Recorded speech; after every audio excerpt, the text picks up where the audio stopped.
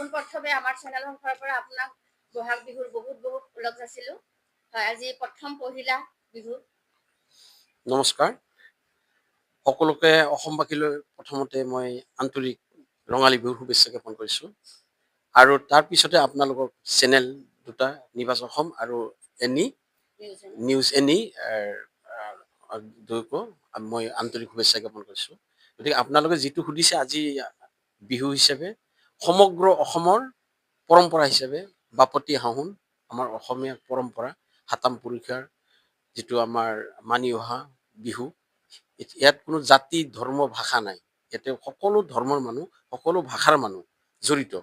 অসমৰ হিচাপে অসমৰ নাগৰিক হিচাপে অসমৰ ব্যক্তি হিচাপে অসমৰ জন্ম গ্ৰহণ কৰা প্ৰত্যেকজন ব্যক্তিয়ে এই আজিৰ দিনটোৰ কাৰণে অংশগ্ৰহণ কৰিব পাৰে আৰু তাৰে কাৰণে আজি ৰাইজ ওলাই আহিছে। যোৱাকালি গৰু বিহু আছিল, সকলোৱে উলহ মালহেৰে গৰু বিহু পালন কৰিছে। আজি মানুহ বিহু, গতিকে আজি পহিলা বহাগ অসমীয়াৰ।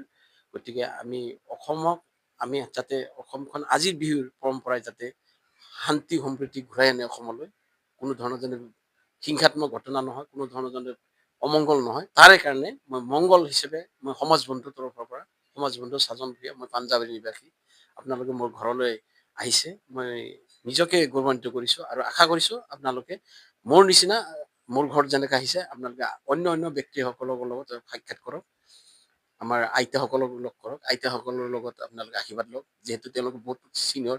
আজি আমাৰ সাতগাঁও বাগৰবৰিত বিহু সন্মিলনত মই যাব ওলাইছোঁ, তাতেও তেওঁলোকে আমাৰ জ্যেষ্ঠজনক আদৰ আৰু সন্মান জনাব আৰু লগতে পৰম্পৰা হিচাপে জলপানৰ ব্যৱস্থা কৰাইছে আৰু সেই জলপানৰ ব্যৱস্থাটো মোৰ ফালৰ পৰা দায়িত্ব লৈছোঁ।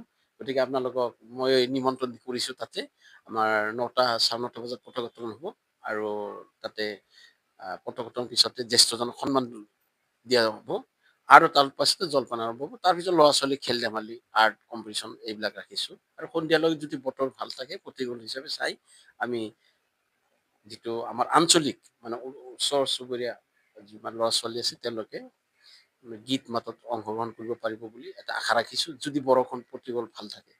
গতিকে ইয়াতকৈ আৰু ক'বলগীয়া নাই। মই আকৌ একবাৰ অসমবাসীলৈ নমস্কাৰ কৰিছোঁ, যাতে আপোনালোকে আজিৰ দিনটো উলহ মালহেৰে আপোনালোকে বিহু পালন কৰক আৰু জ্যেষ্ঠজনক সন্মান কৰক, জ্যেষ্ঠজনৰ পৰা আশীৰ্বাদ লওক। ইয়াকে কামনা কৰি মই ধন্যবাদ।